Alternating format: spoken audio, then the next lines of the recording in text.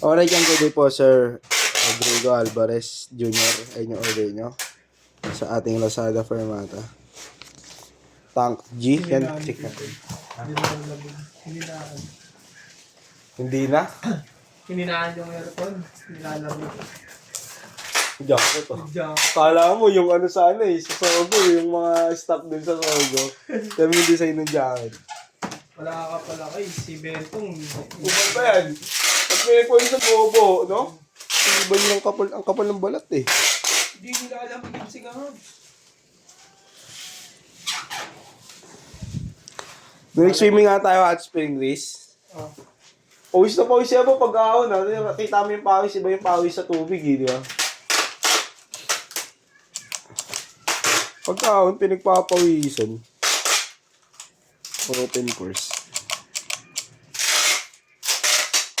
Ngayon, tuner na po yan. Pag nilong press nyo itong dalawa, nang sabay tuner yan. Ayun o, hold, tuner. Ayan, dalawa.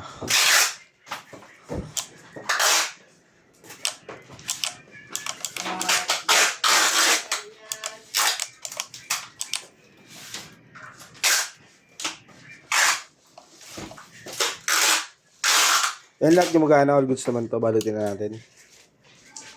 Super tele. May super tele mo. Ang kaga. May ticket.